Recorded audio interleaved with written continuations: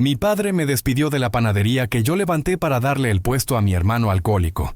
Me humillaron frente a todos los empleados y hoy vienen a pedirme dinero para pagar las deudas del negocio. Yo llevaba 7 años metido en la panadería de mi papá. No ayudando. No aprendiendo. Levantándola desde cero. Cuando él abrió el local, apenas sabía usar el horno industrial. Yo fui el que se quedó noches enteras probando recetas, el que negoció con proveedores, el que capacitó al primer turno completo. Mi papá se llama Rogelio. Siempre fue de carácter duro, pero yo pensaba que al menos respetaba el trabajo. Mi hermano se llama Iván. Siempre fue el problema de la familia. Alcohol desde los 18, deudas, trabajos que no duraban. Desaparecía meses y luego volvía con la misma historia de que ahora sí iba a cambiar. Yo era el opuesto. Responsable, puntual, obsesivo con que todo saliera bien. Por eso, cuando la panadería empezó a funcionar, yo era el que daba la cara con todos. Los empleados confiaban en mí.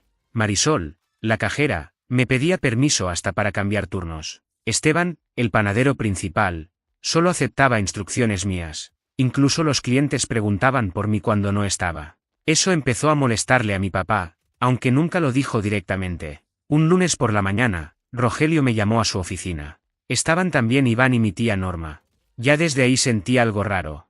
Iván llevaba semanas sin aparecer y de pronto estaba sentado, sobrio a medias, con una sonrisa que no le conocía. Rogelio no dio vueltas. Me dijo que ya no necesitaban mis servicios, que había decidido que Iván iba a quedarse con mi puesto de encargado, que era hora de darle una oportunidad a la familia. Así, tal cual. Yo pensé que era una broma. Me reí. Nadie más lo hizo. Le recordé todo lo que yo había hecho.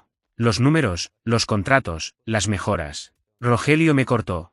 Dijo que yo ya estaba crecido, que creía que el negocio era mío, y que necesitaba bajarme del pedestal. Iván no decía nada. Solo miraba la mesa. Entonces pasó lo peor. Rogelio abrió la puerta de la oficina y llamó a todos los empleados. Los reunió frente al mostrador.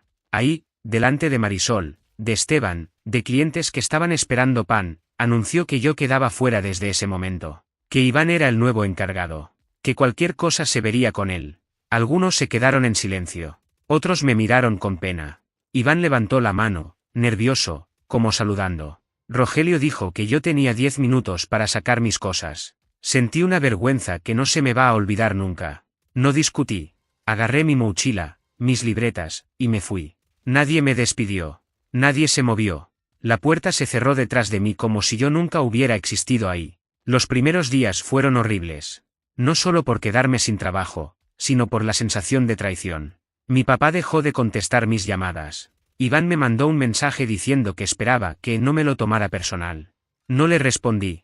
2 semanas después, Marisol me escribió. Me dijo que el negocio estaba cayéndose. Iván llegaba tarde o no llegaba. Discutía con clientes. Olvidaba pedidos grandes. Esteban estaba harto y pensando en irse. Yo solo le dije que ya no era mi problema. Pasó un mes. Luego 2. Encontré otro trabajo, nada que ver con panadería, pero suficiente para pagar mis cosas. Empecé a dormir mejor. A comer sin nudos en el estómago. Pensé que el tema estaba cerrado. Hasta hoy. Esta mañana tocaron a mi puerta. Era Rogelio. Con él estaba Iván y también mi mamá, Teresa, que nunca se metía en nada. Los 3 tenían la misma cara, cansados, tensos, derrotados. Rogelio fue directo. Me dijo que la panadería tenía deudas. Que proveedores como Julio y Sandra ya no querían fiar. Que el banco los estaba presionando. Que necesitaban dinero urgente para no cerrar. Yo no dije nada. Iván miraba al suelo. Teresa empezó a llorar. Dijo que era por la familia, que no podía dejar que todo se perdiera. Rogelio me miró fijo y me dijo que yo siempre había sido el que sabía manejar todo, que seguro podía ayudarlos, aunque sea esta vez. Sentí una mezcla de rabia y algo peor. Me humillaron delante de todos. Me sacaron como si fuera un estorbo. Le dieron el negocio a alguien que sabían que no estaba capacitado. Y ahora estaban ahí, en mi casa, pidiéndome dinero. Les pregunté cuánto necesitaban. Rogelio dudó. Iván dijo una cifra que me heló la sangre. Era más de lo que yo tenía ahorrado. Más de lo que había ganado en meses. Rogelio empezó a prometer cosas. Que si yo ayudaba, podía volver. Que esta vez harían las cosas bien. Que Iván iba a entrar a un programa. Que él reconocía que se había equivocado. Yo los escuchaba, pero por dentro solo veía la escena de aquel día en la panadería. La gente mirándome. La voz de mi papá anunciando mi despido. El silencio. Les pedí que se sentaran. Les dije que necesitaba entender exactamente qué había pasado con el dinero. Iván empezó a hablar rápido, nervioso. Cuentas mal hechas, pedidos perdidos, gastos urgentes. Rogelio lo interrumpía, tratando de suavizar todo. En un momento, Iván levantó la voz y dijo que si yo no me hubiera ido, nada de esto estaría pasando. Que yo abandoné el negocio. Eso fue como una bofetada. Me levanté de la silla. Teresa me pidió que me calmara. Rogelio me dijo que no era momento de reproches. Que la situación era grave. Que si cerraban, todos quedarían mal. Les dije que necesitaba tiempo para pensar. Rogelio frunció el ceño. Iván suspiró con fastidio. Teresa me abrazó sin preguntarme nada. Cuando se fueron, me quedé solo, mirando la puerta cerrada. No sabía qué hacer. Una parte de mí quería decirles que no, que se arreglaran solos. Otra parte seguía siendo ese hijo que levantó un negocio pensando que algún día sería reconocido. Mi teléfono vibró. Era un mensaje de Esteban. Decía que había renunciado ese mismo día. Que Iván había llegado borracho y había insultado a un cliente importante. Que el local estaba a punto de explotar.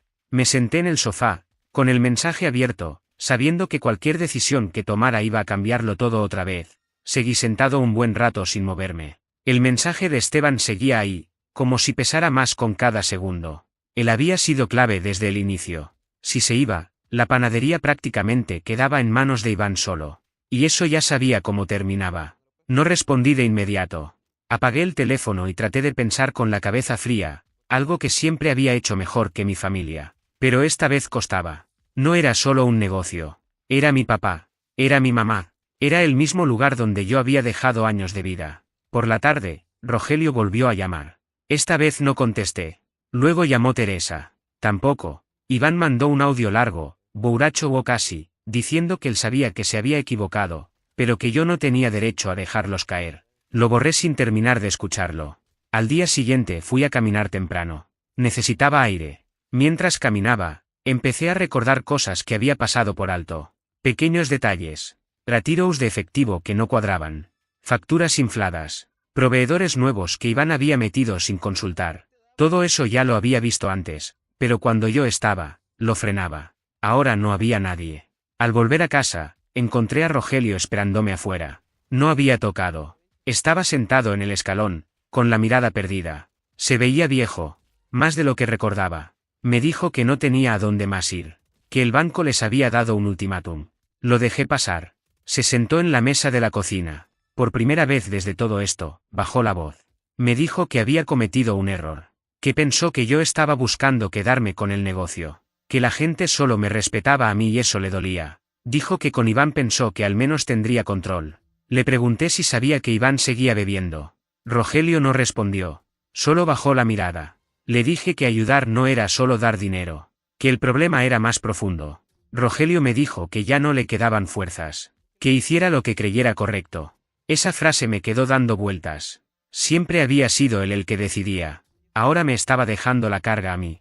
Esa noche revisé mis cuentas. No podía cubrir todo, pero podía cubrir una parte. Suficiente para frenar el golpe inmediato. Pero sabía que si entraba otra vez, no sería como antes. No iba a volver a ser el empleado callado. Llamé a Marisol. Me confirmó lo que ya sabía. Iván no duraba más de 2 horas sobrio. Gritaba. Cambiaba precios. Había perdido clientes de años. Sandra, una proveedora clave, había cortado relación por falta de pago. Julio amenazaba con demanda. Con esa información, llamé a Rogelio. Le dije que si yo ponía un peso, sería bajo mis condiciones. Silencio al otro lado. Luego dijo que escuchaba. Fui claro. Yo manejaba el dinero. Yo decidía pagos. Iván no tocaba caja ni tomaba decisiones. Si aparecía borracho, se iba. Sin excusas. Rogelio respiró hondo y aceptó. Dijo que hablaría con él. Cuando Iván se enteró, explotó. Me llamó gritando que yo siempre había querido sacarlo. Que era un traidor. Que yo no era nadie para poner reglas. Le colgué. A los 5 minutos volvió a llamar llorando. Diciendo que no sabía hacer nada más. Que sin eso se iba a la calle. Esa fue la primera vez que sentí algo parecido a lástima. Pero no cambié nada. Transferí el dinero al día siguiente. No todo. Solo lo suficiente para apagar el incendio inmediato. Regresé a la panadería una semana después. No como encargado oficial. Solo para revisar. El ambiente era otro, pesado, incómodo. Algunos empleados me saludaron con cuidado. Otros bajaron la mirada. Iván no estaba. Rogelio me dijo que había salido temprano. Revisé números. Eran peores de lo que pensaba. Había pagos duplicados. Compras sin registro. Pérdidas que no tenían explicación. Rogelio se justificaba diciendo que confiaba en Iván. Yo no dije nada. Solo anoté todo. Cuando Iván llegó, lo hizo tambaleándose. Ni siquiera intentó disimular. Se quedó parado en la puerta, mirándome con odio. Me dijo que ahora yo era el jefe, no, que felicitaciones. Le pedí que se fuera. Delante de todos. Sin gritar. Sin insultos. Se rió. Dijo que Rogelio no se iba a atrever. Miré a mi papá. Dudó, pero al final asintió. Iván golpeó una mesa y se fue dando un portazo. Ese día entendí algo. El negocio no era el verdadero problema. Lo era la dinámica de siempre. Tapar errores. Cargarle todo a uno solo. Proteger al que siempre fallaba. Empezamos a estabilizar un poco las cosas. Poco. Lo justo para respirar. Pero cada día traía un conflicto nuevo. Proveedores desconfiados. Empleados cansados. Rogelio agotado. Y yo, otra vez, metido hasta el cuello. Una noche, Teresa me llamó llorando. Iván no había vuelto a casa. Había pedido dinero prestado a gente peligrosa. Dijo que si yo no hacía algo, esto iba a terminar muy mal. Colgué y me quedé mirando la pared. Ya no se trataba de la panadería. Ni del dinero. Se trataba de decidir hasta dónde estaba dispuesto a cargar con errores que no eran míos. Al día siguiente tenía que tomar una decisión definitiva. Una que iba a romper algo. Sin importar cuál fuera, me desperté ese día con una presión en el pecho que no era miedo. Era cansancio acumulado. Sabía que lo que decidiera ya no iba a tener vuelta atrás. No podía seguir parcheando un problema que llevaba años creciendo. Fui a la panadería antes de que abrieran. Rogelio ya estaba ahí, sentado en una silla de plástico, mirando el piso. Parecía no haber dormido. Me dijo que Iván había vuelto de madrugada, borracho, exigiendo dinero. Que cuando Rogelio se negó, Iván rompió un vidrio y se fue otra vez. No reaccioné. Solo le pedí las llaves del cajón donde guardaban los documentos. Contratos, deudas, pagarés. Rogelio me los dio sin preguntar. Me senté en la mesa grande y revisé todo con calma. Había cosas que no me habían dicho. Préstamos personales a nombre de Rogelio para cubrir errores de Iván. Firmas que no eran suyas. Intereses absurdos. La panadería no solo estaba endeudada, estaba comprometida. Cuando Rogelio vio lo que yo estaba leyendo, empezó a justificarse. Que no quería que yo supiera. Que pensó que podía arreglarlo solo. Que Iván le prometió 1000 veces que iba a cambiar. Le dije algo que nunca antes me había atrevido a decirle. Que él no estaba ayudando a Iván, lo estaba hundiendo. Que cada vez que lo salvaba, le confirmaba que no había consecuencias. Rogelio no respondió. Se le llenaron los ojos de lágrimas, pero no lloró. Solo asintió, como alguien que ya sabe que perdió. A media mañana llegó Teresa. Venía nerviosa. Me preguntó si yo iba a seguir ayudando. Le dije que sí, pero no como ellos querían. Le expliqué que el dinero no iba a seguir fluyendo si Iván seguía igual. Que había que cortar. Teresa se enojó. Me dijo que era mi hermano. Que la familia no se abandona. Le recordé, sin levantar la voz, el día que me echaron. Delante de todos. Sin defenderme. Teresa se quedó callada. No lo negó. Al mediodía, Iván apareció. Sucio, ojeroso, con olor a alcohol. Entró directo a la oficina. Empezó a gritar que todos estaban en su contra. Que yo le había robado su lugar. Que Rogelio siempre me había preferido, aunque eso fuera mentira. Le pedí que se sentara. No quiso. Le dije entonces que lo escucharía una sola vez.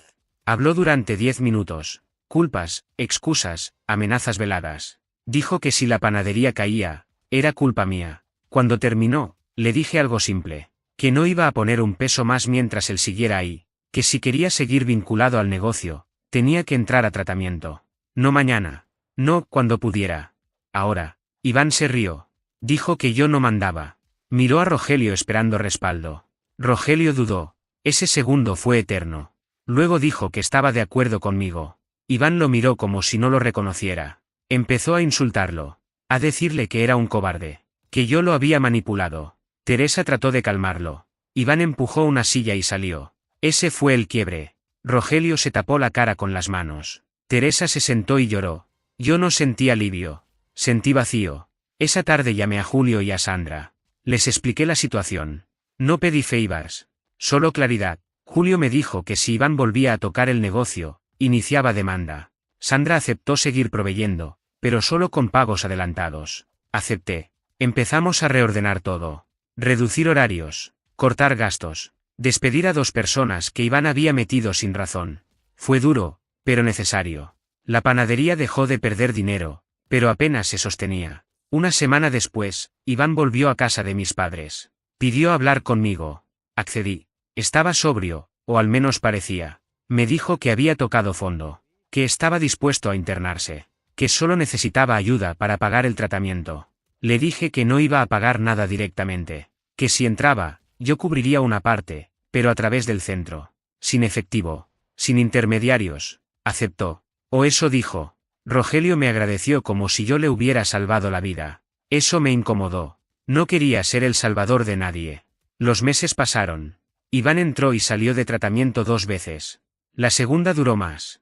La panadería se estabilizó lo suficiente para no cerrar, pero nunca volvió a ser lo que fue. Los empleados ya no confiaban igual. Yo tampoco. Un día, Rogelio me pidió hablar. Me dijo que quería retirarse, que estaba cansado, que si yo quería quedarme con el negocio, lo haría legalmente, sin trucos, sin humillaciones. Lo pensé. Mucho. Miré el local. Recordé todo. El esfuerzo. El despido. La vergüenza. Entendí que quedarme ahí me iba a atar para siempre a esa historia. Le dije que no, que prefería seguir con mi vida. Rogelio no insistió. Hoy la panadería sigue abierta, pero ya no es el centro de mi mundo. Iván sigue luchando con lo suyo. A veces mejora, a veces no. Yo aprendí algo que me costó caro entender. No todo lo que ayuda se salva. Y no todo lo que se rompe es tu responsabilidad. El mensaje quedó ahí, pero en realidad la historia no terminó cuando me fui de la panadería. Pasaron unos meses más y el silencio empezó a pesar. Ya no había llamadas diarias, ni urgencias, ni dramas constantes. Eso debería haber sido paz. Pero al principio se sentía raro, como si siempre estuviera esperando que algo explotara otra vez. Un sábado por la noche, Teresa me llamó. No lloraba. Eso fue lo que más me alarmó. Me dijo que Rogelio estaba en el hospital. Presión alta, agotamiento, nada mortal, pero suficiente para asustarlos. Fui a verlo. Cuando entré a la habitación, Rogelio estaba acostado, más pequeño de lo que lo recordaba. Me pidió que me sentara. No habló del negocio. Habló de él, de lo solo que se había sentido cuando la gente empezó a respetarme más que a él, de cómo eso lo hizo sentir reemplazable. Dijo que tomó malas decisiones por orgullo. No me pidió perdón directamente. Nunca fue bueno para eso, pero lo dijo a su manera. Yo lo escuché sin discutir, sin justificarme. Ya no tenía sentido pelear por cosas viejas. Iván apareció más tarde. Estaba sobrio, flaco, nervioso. Me dijo que seguía en tratamiento ambulatorio, que no era fácil, que a veces pensaba en rendirse. Me pidió disculpas, no de forma dramática, torpe, incompleta, pero real. No lo abracé, tampoco lo rechacé. Solo le dije que esperaba que esta vez fuera en serio. No prometí nada más. Cuando Rogelio salió del hospital, vendió la panadería meses después. No a mí, a un tercero, con lo justo para cubrir deudas y no quedar en cero. El día que cerraron el local, pasé por la calle sin detenerme. Vi el letrero apagado. No sentí tristeza. Sentí cierre. Con el tiempo entendí algo incómodo. Yo no había perdido un trabajo. Había perdido una fantasía. La idea de que si hacía todo bien, si cargaba con todo, al final alguien lo iba a reconocer. Nadie vino a pedirme dinero otra vez. Nadie me prometió nada. Y por primera vez, eso estuvo bien. Hoy tengo otra vida, otro trabajo, otra rutina. Sigo hablando con mis padres, pero con límites claros. A Iván lo veo poco. Cuando lo veo, es sobrio. Cuando no, no me meto. Aprendí a no salvar a quien no se quiere salvar. A veces pienso en ese día, cuando me humillaron frente a todos. Durante mucho tiempo creí que ese fue el peor momento. Ahora sé que no. Lo peor hubiera sido quedarme para siempre tratando de arreglar algo que no dependía de mí. Esa fue la decisión que lo cambió todo.